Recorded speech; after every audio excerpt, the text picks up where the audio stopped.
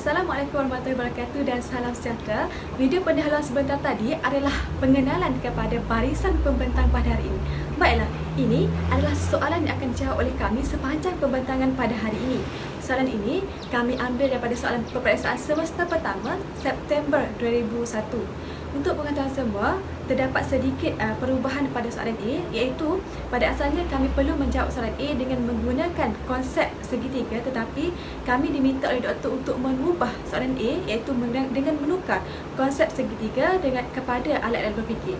Saya, Nik Hasna, dan pembentang kedua akan menjawab soalan A, manakala pembentang ketiga dan keempat akan menjawab soalan B. Hadirin sekalian, alat-alat berfikir adalah perkara yang perlu kita titik beratkan dalam proses kita berfikir untuk menyelesaikan sesuatu masalah atau perkara. Sebelum kita menggunakan alat-alat berfikir yang kita pilih, kita haruslah menggunakan proses dalam pengaplikasian alat berfikir. Terdapat 3 proses, iaitu yang pertama, analisis. Analisis ini bermaksud kita menganalisis atau kita mencari faktor, punca sesuatu isu atau masalah itu berlaku. Dan setelah kita menganalisis, kita boleh menjana idea ataupun cadangan untuk mengatasi masalah yang berlaku dengan merujuk kepada analisis masalah yang telah kita kenal pasti sebentar tadi. Dan akhir sekali adalah kita nilai, iaitu kita menilai idea yang telah kita jana untuk kita melihat kesesuaiannya untuk dilaksanakan untuk menyelesaikan masalah atau perkara yang berlaku itu. Untuk menjawab soalan A, alat-alat berfikir yang kami pilih untuk memberi cadangan ialah 2, APC dan juga CAF. Apakah APC? Okey, APC ialah singkatan kepada alternatif, kemungkinan dan pilihan. Jika dalam bahasa Inggeris, ia adalah singkatan kepada alternative, possibilities and choice. APC bermaksud penjanaan idea baharu, iaitu kita menjana idea-idea baharu, dan idea itu mestilah lain daripada yang lain atau idea yang tidak pernah dibuat oleh sesiapa pun, atau dapat saya rumuskan iaitu idea gila-gila, idea luar kotak.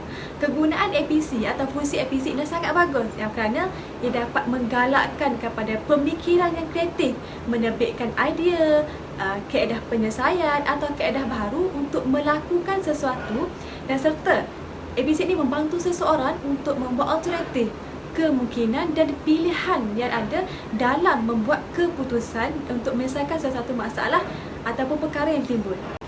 Sebelum menggunakan APC, saya akan menganalisis punca kekurangan kaum lelaki di institusi pengajian tinggi.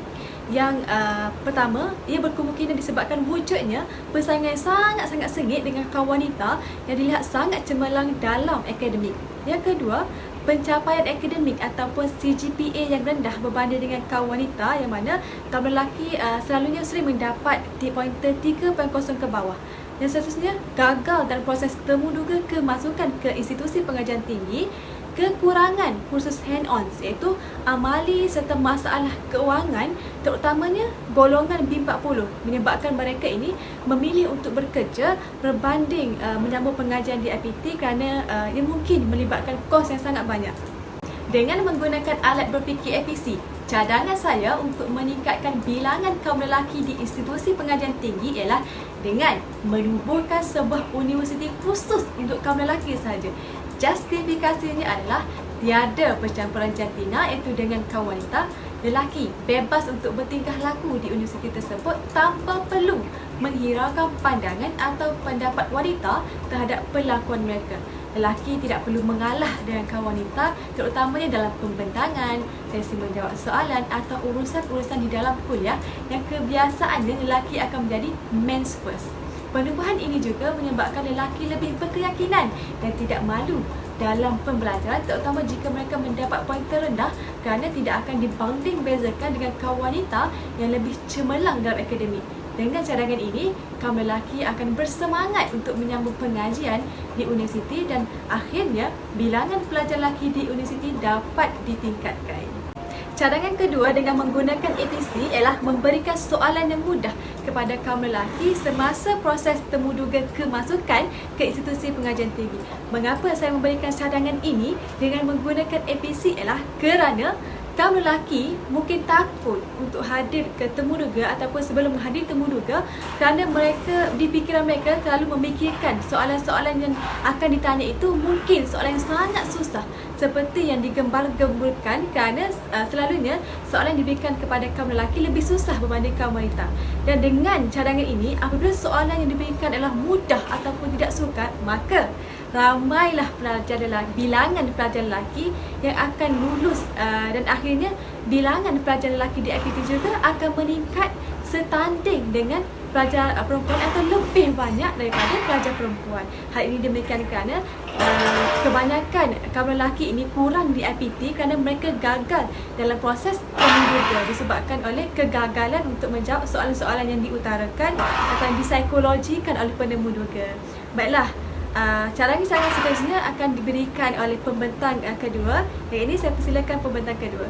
Assalamualaikum dan salam sejahtera. Nama saya Nur Ridani binti Ayub, bernambah matrik 148310. Jadi, saya akan memperkenalkan alat berfikir yang telah kami pilih yang seterusnya, iaitu Consider All Factors ataupun CAF. Sebelum kita teruskan, mari kita tengok apa itu CAF. CAF ini bermaksud kita mengambil kira setiap satu faktor penyumbang kepada isu yang sedang kita kaji ini. Jadi, apa kebaikan kita menggunakan alat berfikir CAF ini? Kebaikan yang pertama ialah ia dapat mengelakkan kita daripada terlepas pandang sebarang faktor, sama ada faktor kecil, faktor besar, semasa kita berfikir mencari solusi untuk isu ini. Seterusnya, analisa yang kita jalankan itu sendiri boleh dijalankan secara telus dan terperinci. Okey, terusnya, ini ialah faktor-faktor penyumbang hasil daripada analisis yang kami jalankan. Dalam banyak-banyak faktor, kami telah senaraikan 3 faktor utama dan yang pertama ialah faktor minat dan kecenderungan. Hal ini kerana rata-rata umum juga tahu bahawa pelajar lelaki sendiri secara generalnya lebih sukakan kursus-kursus yang memerlukan amali, memerlukan skill, kerja tangan ataupun dikenali sebagai kursus-kursus hands-on. Jadi, kebanyakan kursus-kursus yang berteraskan teori yang ada pada sekarang ini tidak sejajar dengan minat mereka. Okey, untuk faktor kedua dan ketiga, suka untuk saya ingatkan bahawa kami telah memfokuskan faktor kedua dan ketiga kepada anak-anak daripada keluarga B40 yang tinggal di kampung, luar bandar, pedalaman dan sebagainya. Kerana apa? Kerana jarang untuk kita dengar anak-anak daripada keluarga M40 ataupun T20 tidak melanjutkan pelajaran. Jadi apa itu faktor kedua? Faktor kedua ialah faktor masalah kewangan. Keluarga-keluarga B40 yang tinggal di kampung, pedalaman dan sebagainya ini masih berusaha keras untuk keluar daripada masalah kewangan. Jadi dalam usaha itu ada segolongan anak-anak yang memikirkan mereka perlu berkorban, terutamanya anak lelaki sulung yang berfikir mereka perlu mengorbankan masa depan. Mereka tidak perlu melanjutkan pelajaran kerana apa? Kerana sekarang mereka perlu membantu ibu bapa mencari rezeki, sedangkan sekiranya mereka melanjutkan pelajaran, peluang itu lebih besar untuk mereka mendapat kejayaan lebih baik. Okey, untuk faktor ketiga, keraguan terhadap kejayaan. Kadang-kadang anak-anak ini mereka terlalu selesa dalam zon yang mereka ada sekarang. Mereka lihat orang-orang di sekeliling mereka tidak melanjutkan pelajaran, jadi mereka takut, mereka tidak ada keyakinan, mereka tidak ada orang untuk mereka rujuk. Jadi kadang-kadang dengan keputusan SPM yang kurang cemerlang, mereka memperkecilkan kemampuan diri untuk pergi lebih jauh, untuk melanjutkan pelajaran ke peringkat yang lebih baik. Mereka tidak ada sokongan dan dukungan, jadi kami telah cadangkan 3 cadangan untuk membantu faktor-faktor yang telah saya sebutkan sebentar tadi. Cadangan yang ketiga ialah menyediakan kerajaan, pihak PT boleh menyediakan lebih banyak kursus berteraskan amali, kursus-kursus kerja tangan, kursus-kursus hands-on. Kerana apa? Sekiranya ini yang pelajar lelaki mahukan, apa salahnya? Melihatkan kepada dunia sekarang ini juga, dunia sekarang memerlukan graduan-graduan yang berskill berbanding hanya kemahiran untuk menghafal. Cadangan seterusnya ialah menyediakan dana kepada kaum lelaki dan menjatuhkan hukuman denda sekiranya menolak tanpa alasan yang kukuh. Ini dilihat sebagai salah satu bentuk paksaan. Ya, saya mengakui bahawa ada sedikit unsur paksaan di sini.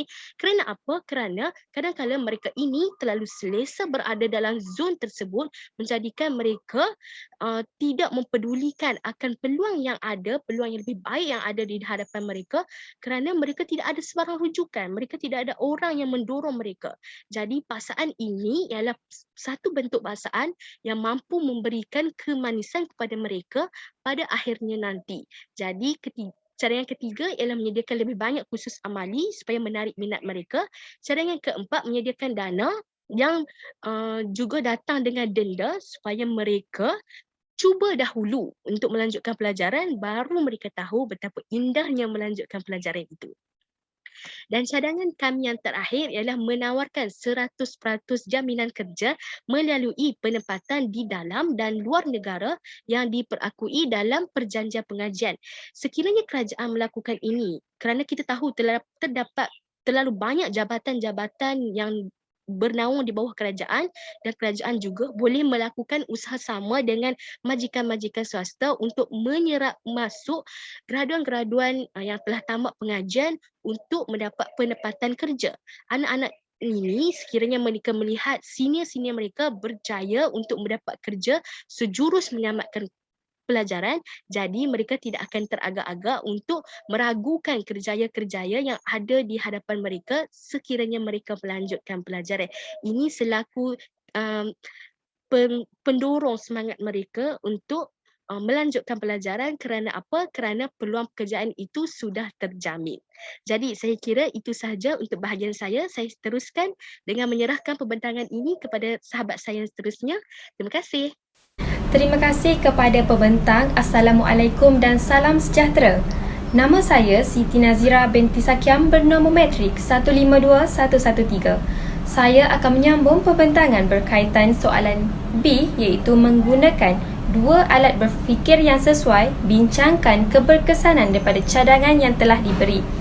Baiklah, soalan A telah dijawab dengan mengaplikasikan proses analisis dan jana bersama alat-alat berfikir iaitu APC dan CAF. Maka bagi menjawab soalan B, kami akan mengaplikasikan proses penilaian terhadap cadangan pada soalan A bersama alat berfikir CNS serta PMI. CNS bermaksud Consequence and Sequel atau lebih dikenali sebagai kesan dan akibat. Alat berfikir ini adalah bertujuan untuk meramal pelbagai kesan dan akibat daripada sesuatu kesan. Ia merangkumi 3 peringkat kesan iaitu kesan jangka pendek, kesan jangka sederhana dan kesan jangka panjang. Bagi cadangan menawarkan 100% jaminan pekerjaan kepada kaum lelaki melalui penempatan di dalam dan di luar negara yang diperakui dalam perjanjian pengajian, kesan jangka pendek dari sudut positifnya ialah kadar pengangguran berkurangan. Hal ini disebabkan pekerjaan bagi kaum lelaki sudah pun terjamin dengan adanya perjanjian tersebut. Bagi kesan jangka pendek dari sudut negatif pula ialah akan berlaku lambakan pekerja daripada kalangan kaum lelaki apabila tawaran pekerjaan sudah pun terjamin kepada mereka.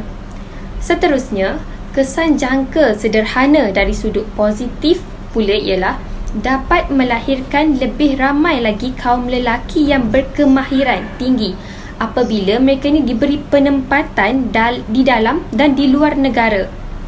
Seterusnya, bagi kesan jangka sederhana dari sudut negatif pula ialah mutu kerja tersebut tidak berkualiti. Hal ini disebabkan berlaku lambakan pekerja lelaki yang berupaya menimbulkan pelbagai masalah disiplin apabila mereka bekerja nanti. Okey, berikutnya merupakan kesan jangka panjang dari sudut positif pula, iaitu taraf hidup kaum lelaki akan lebih terjamin apabila adanya jaminan pekerjaan dalam kalangan mereka. Seterusnya, bagi dari sudut negatif pula ialah ia memberi kesan jangka panjang kepada ekonomi negara akibat kualiti pekerja tu yang semakin merudum akibat terlalu banyak pekerja lelaki.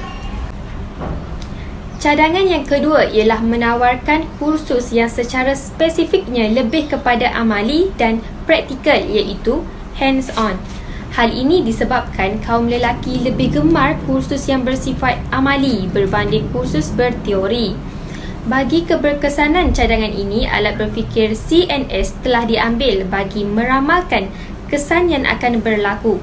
Bagi kesan jangka pendek dari sudut positif, ialah kursus kemahiran akan semakin meningkat. Bukan itu sahaja, kursus ini juga akan menyebabkan permintaan menjadi tinggi. Walau bagaimanapun, terdapat juga kesan jangka pendek dari sudut negatif, iaitu kursus teori dalam kalangan kaum lelaki akan berkurangan. Hal ini sebabkan lelaki ni akan lebih tertumpu kepada kursus amali sahaja yang dilihat lebih mudah untuk mereka fahami. Seterusnya, bagi kesan jangka sederhana dari sudut positif pula ialah mengurangkan tekanan dalam kalangan kaum lelaki. Seperti yang saya nyatakan sebentar tadi, kebanyakan kaum lelaki ni kurang gemar kursus yang melibatkan teori, sebaliknya mereka ni amat meminati kursus yang beramali. Seterusnya, kesan jangka sederhana dari sudut negatif pula ialah berlaku ketidakseimbangan pekerjaan antara jantina. Hal ini bermaksud kaum wanita ni akan lebih terdorong kepada pekerjaan berteori sahaja dan kaum lelaki pula akan memfokuskan pekerjaan yang berpraktikal apabila mereka menamatkan pengajian di IPT nanti. Akhir sekali, kesan jangka panjang dari sudut positif sekiranya kursus yang spesifik kepada amali ataupun berpraktikal ini ditawarkan kepada kaum lelaki 100%, iaitu memberi kesan kepada negara ke arah kemajuan. Hal ini kerana tenaga mahir itu akan semakin meningkat dengan adanya kemasukan pekerja-pekerja lelaki dalam sektor yang beramali. Namun begitu, kesan jangka panjang bagi sudut negatif pula, negara juga akan kekurangan pekerja lelaki dalam sesetengah sektor seperti sektor dalam bidang kedoktoran, perundangan dan beberapa sektor yang lain. Okey, itu sahaja daripada saya dan saya serahkan kepada pembentang Alia untuk menghuraikan keberkesanan cadangan bagi alat berfikir kedua, iaitu PMI. Terima kasih kepada pembentang saudari Siti Nazira sebentar tadi. Saya Alia binti Najuri yang bernombor matrik 151044 akan meneruskan pembentangan saya pada soalan keberkesanan cadangan. Alat berfikir yang seterusnya ialah PMI. Sebelum saya meneruskan pembentangan lebih lanjut, mari kita mengenal apa itu PMI. PMI mempunyai maksud tersendiri. Definisi bagi P mewakili plus, iaitu kebaikan. M mewakili minus, iaitu keburukan. Dan I mewakili interesting, iaitu menarik. Setelah kita fahami maksud PMI ini, kita akan beralih pula pada apakah kegunaan atau kelebihan PMI. Kegunaan atau kelebihan PMI ialah penilaian terhadap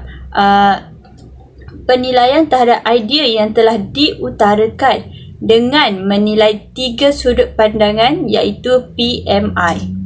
Selain itu, penilaian secara objektif di mana ianya tidak mengikuti emosi atau sentimen. Penggunaan PMI dapat membantu kita mengasingkan sesuatu idea kepada P apa yang baik, M apa yang buruk dan I apa yang menariknya sesuatu idea tersebut. Justeru kita dapat membuat perbandingan antara P, M dan I dengan jelas. Oleh itu, keputusan yang diambil itu adalah lebih baik. Baiklah, di sini sudah dilampirkan bagaimana membuat perbandingan antara PMI. Bagi soalan keberkesanan ini, antara cadangan pertama yang dipilih ialah menawarkan 100% pekerjaan kepada kaum lelaki melalui penempatan di dalam dan luar negara yang diperakui dalam perjanjian pengajian. Perbandingan yang pertama ialah P, iaitu plus atau kebaikan. Dalam cadangan tersebut, dapat meningkatkan taraf hidup pelajar lelaki. Jika perbandingan dengan M, iaitu minus atau keburukan, cadangan tersebut dapat meningkatkan pengangguran kaum lelaki selepas tamat belajar kerana berlaku kengkangan dalam pengambilan pekerjaan disebabkan oleh terlalu ramai kaum lelaki yang masuk IPT kerana dijanjikan jaminan pekerjaan. Manakala I iaitu interesting atau menarik, IPT akan dipelopori oleh pelajar lelaki. Hal ini dikatakan demikian kerana tawaran tersebut dapat memberi harapan kepada pelajar lelaki dalam menjamin masa depan yang lebih baik. Perbandingan PMI bagi soalan yang seterusnya ialah menawarkan kursus yang secara spesifiknya kepada amali dan praktikal, iaitu hands-on berbanding teori. Baiklah, perbandingan P atau P iaitu plus atau kebaikan berdasarkan cadangan tersebut akan dapat melahirkan lebih ramai pelajar yang berkemahiran kerana kebanyakan kaum lelaki lebih gemar melakukan sesuatu perkara yang tidak menggunakan pemikiran teori. Jika perbandingan M iaitu minus atau keburukan akan menyebabkan berlaku kekurangan pelajar dalam bidang teori. Manakala bagi perbandingan I iaitu interesting atau menarik akan dapat meningkatkan kemajuan teknologi dalam negara. Hal ini dikatakan demikian kerana jika lahirnya lebih ramai kaum lelaki yang berkemahiran akan dapat memajukan lagi negara dengan ciptaan-ciptaan yang dapat mengatasi negara-negara lain di peringkat global. Baiklah, berakhir sudah pembentangan daripada kumpulan kami. Sekian, terima kasih.